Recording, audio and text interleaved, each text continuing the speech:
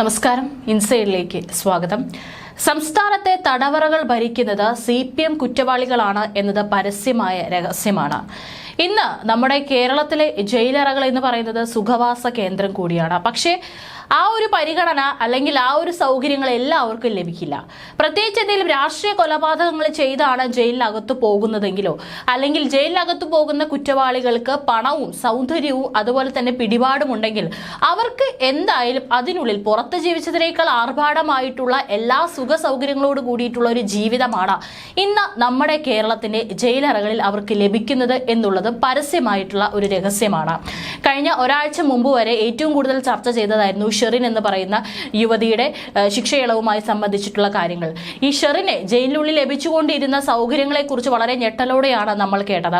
എല്ലാവിധത്തിലുള്ള സുഖ സൗകര്യങ്ങളും, പ്രത്യേകിച്ച് ഷെറിന്റെ കാര്യങ്ങൾ നോക്കാൻ ഒരു തടവുകാരിയും അതുപോലെ തന്നെ പുറത്തുനിന്ന് എത്തിക്കുന്ന വസ്ത്രങ്ങൾ, ഭക്ഷണങ്ങൾ, മേക്കപ്പ് കിറ്റുകൾ എല്ലാം തന്നെ എല്ലാ സൗകര്യങ്ങളും ഷെറിന് ഈ ജയിലിനുള്ളിൽ ലഭിക്കുന്നുണ്ടായിരുന്നു.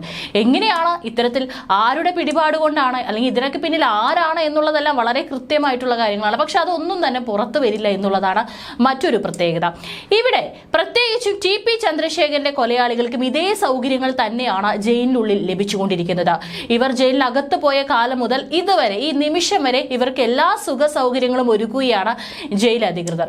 കൊടിസുനിക്കെതിരെ തിരുവായ്ക്ക് മറുവ പറയാൻ ഒരു ജയിൽ ഉദ്യോഗസ്ഥർക്കും ധൈര്യമില്ല എന്നുള്ളതാണ് മറ്റൊരു കാര്യം. ജയിലിൽ കിടന്നുകൊണ്ട് പുറത്ത് ഓപ്പറേഷനുകൾ നടത്തുന്നത് സുനിയുടെ പതിവ് പരിപാടിയാണ്. ഇതുമായി ബന്ധപ്പെട്ട് പലപ്പോഴും മാധ്യമങ്ങളിലൂടെ റിപ്പോർട്ടുകൾ പുറത്തു വന്നിട്ടുണ്ട്. സർക്കാരിന്റെ ഒത്താശയാണ് ഇതിനെല്ലാം ഇവർക്ക് ഊർജം പകർന്നുകൊണ്ടിരിക്കുന്നത്. അല്ലാതെ ഇതിന് പിന്നിൽ ഇവർക്ക് ഇത്തരത്തിൽ പ്രവർത്തിക്കാൻ കഴിയില്ല എന്നുള്ളത് 100% ഉറപ്പാണ്. കൊടും കുറ്റവാളികളായ TP ചന്ദ്രശേഖരൻ വധക്കേസ് പ്രതികൾക്ക് വാരിക്കോരി പരോൾ നൽകുകയാണ് പിണറായി സർക്കാർ. ഒന്നാം പിണറായി സർക്കാർ അധികാരമേറ്റതിന് ശേഷമുള്ള കണക്കുകൾ പരിശോധിച്ചാൽ ആരും വാ പൊളിക്കും. RMP നേതാവ് TP ചന്ദ്രശേഖരനെ കൊലപ്പെടുത്തിയ കേസിലെ പ്രതികൾക്ക് പരോൾ അനുവദിച്ചത് 1000 ദിവസത്തിലേറെയാണ് എന്നതാണ് പുറത്തുവരുന്ന വിവരം. ഒന്ന് ആലോചിച്ച് നോക്കണം, ഒരു നേതാവിനെ അതിക്രൂരമായ 51 വെട്ടുകൾ വെട്ടി ജയിലിൽ പോയിട്ടുള്ള ഈ തടവുകാർക്കാണ് 1000-ലേറെ ദിവസം പരോൾ ലഭിച്ചിരിക്കുന്നത്. ജയിലിൽ തന്നെ ഇഷ്ടം പോലെ സ്വാതന്ത്ര്യവുമുണ്ട്. അത് പോരാഞ്ഞിട്ടാണ് ഇവരുടെ ഇഷ്ടാനുസരണം ഇവർക്ക് പരോൾ ലഭിച്ച് പുറത്ത് ഇറങ്ങി വിലസി നടക്കാനുള്ള സൗകര്യങ്ങളും ഒരുക്കുന്നത്. ഇതുകൂടാതെയാണ് ഇഷ്ടമുള്ള ബ്ലോക്കും ആഹാരവും മൊബൈൽ ഫോണും എല്ലാം തന്നെ പ്രതികൾക്ക് ലഭിച്ചുകൊണ്ടിരിക്കുന്നത്. ഇതിനു പുറമെയാണ് യഥേഷ്ടം പരോൾ കിട്ടി പുറത്തിറങ്ങാൻ സാധിക്കുന്നത്. ഇങ്ങനെയാണെങ്കിൽ ഇവർക്ക് എന്തിനാണ് ശിക്ഷ വിധിക്കുന്നത്? ഇതിനും ഭേദം ഇവർ പുറത്തു കിടക്കുന്നതല്ലേ.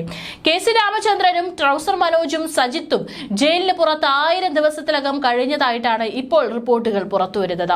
6 പേർക്ക് 500-ലധികം ദിവസം പരോൾ ലഭിച്ചപ്പോൾ കേസിലെ മുഖ്യപ്രതിയായ കൊടിസുനിക്ക് 60 ദിവസം പരോൾ ലഭിച്ചു. സഭയിൽ തിരുവഞ്ചൂരിന്റെ ചോദ്യത്തിന് മുഖ്യമന്ത്രി നൽകിയ മറുപടിയിലാണ് ഒന്നാം പിണറായി സർക്കാർ അധികാരമേറ്റ ശേഷമുള്ള കണക്ക് പുറത്തു വന്നത്. പലപ്പോഴും ജയിലിൽ പ്രശ്നക്കാരായ ഇവരെ ജയിൽ മാറ്റിയാലും മറ്റിടങ്ങളിലും സർവ്വസ്വാതന്ത്ര്യം തന്നെയാണ്. അനൂപ്, മനോജ്, സിജിത്ത്, റഫീഖ്, മനോജൻ, KC രാമചന്ദ്രൻ, കുഞ്ഞനന്ദൻ, ഷാഫി, ഷിനോജ്, രജീഷ്, സുനിൽ കുമാർ എന്നിവരാണ് കേസിൽ ശിക്ഷിക്കപ്പെട്ട പ്രതികൾ.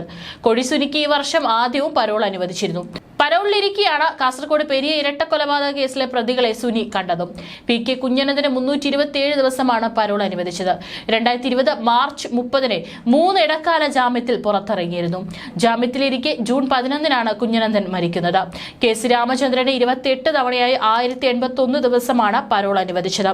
TP കൊലക്കേസിൽ വർഷങ്ങൾ ജയിലിൽ കഴിഞ്ഞിട്ടും CPM മുൻ നേതാവും 8ാം പ്രതിയുമായ KC രാമചന്ദ്രന്റെ കുറ്റബോധമില്ലെന്ന റിപ്പോർട്ട് അടക്കം നേരത്തെ ഹൈക്കോടതിയിൽ വന്നിരുന്നു.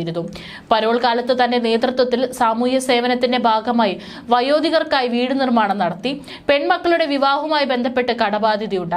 പോലീസ് മർദ്ദനത്തിൽ നട്ടെല്ലിന് പരിക്കുണ്ട് തുടങ്ങിയ കാര്യങ്ങളെല്ലാം രാമചന്ദ്രൻ കോടതി മുൻപാകെ പറഞ്ഞിരുന്നു. TK രാജേഷ് 21 തവണയായി 940 ദിവസം പരോൾ അനുവദിച്ചു. ട്രൗസർ മനോജ് എന്ന മനോജ് 26 തവണയായി 1068 ദിവസം പരോളിൽ ജയിലിന് പുറത്തു കഴിഞ്ഞുവെന്നാണ് പുറത്തുവരുന്ന വിവരം. അണ്ണൻ സജിത്ത് എന്ന സിജിത്ത് 21 തവണയായി 1078 ദിവസം പരോളിലാണ്. മുഹമ്മദ് ഷാഫി 15 തവണയായി 656 ദിവസം പരോളിൽ കഴിഞ്ഞു. ഇടയ്ക്കിടെ ജയിലിന് പുറത്തിറങ്ങുന്ന ഷാഫി വിവാഹവും കഴിച്ചിരുന്നു. ഷിനോജ് 17 തവണയായി 925 ദിവസം പരോളിൽ കഴിഞ്ഞു. ഇവരൊക്കെ 227 ദിവസം ജാമ്യം ലഭിച്ചു പുറത്തിറങ്ങുകയും ചെയ്തിരുന്നു.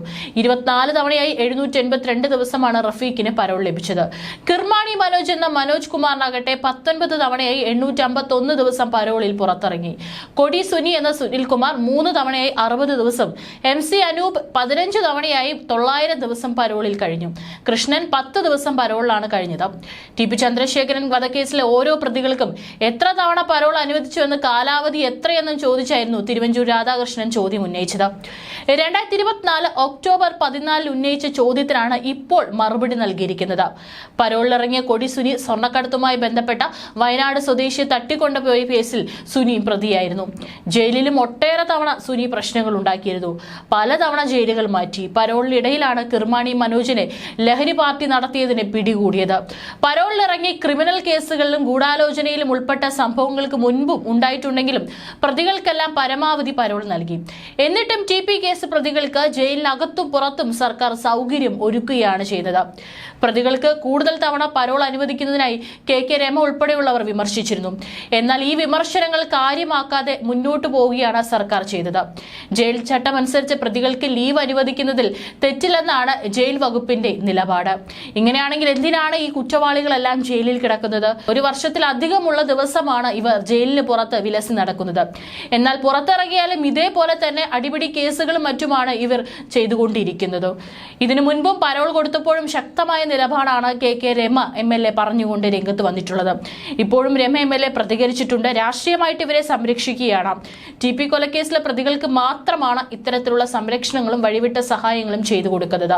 ഇപ്പോൾ കൊടുത്തുകൊണ്ടിരിക്കുകയാണെന്ന് പലപ്പോഴും ചർച്ചകൾ വന്നിട്ടുണ്ട്. ഞാൻ നിയമസഭയിൽ ഒരു ചോദ്യം ഉന്നയിച്ചിട്ട് അതിനുള്ള മറുപടി ഇതുവരെയും കിട്ടിയിട്ടില്ല. അതും ഈ പരോൾ സംബന്ധിച്ചാണ്. മുഴുവൻ ആളുകൾക്കും ഇത്തരത്തിൽ പരോൾ വാരിക്കോരി കൊടുത്ത സ്ഥിതിയാണുള്ളത്. ഇതിനെതിരെ നിയമപരമായിട്ട് മുൻപോട്ട് പോകും. ഹൈക്കോടതിയിൽ കൊടുത്തിട്ടുണ്ട്. കേരളത്തിലെ മുഖ്യമന്ത്രി പിണറായി വിജയൻ അറിയാതെ, ആഭ്യന്തര വകുപ്പ് അറിയാതെ ഇത്തരത്തിലൊരു നീക്കം എന്തായാലും നടക്കില്ല എന്നുള്ളതാണ് KK രമ MLA തുറന്നടിച്ചിരിക്കുന്നത്. ഏതായാലും ഈ കുറ്റവാളികളെ കണ്ടാണ് ഇനി വരുന്ന തലമുറകളും പഠിക്കുന്നത്.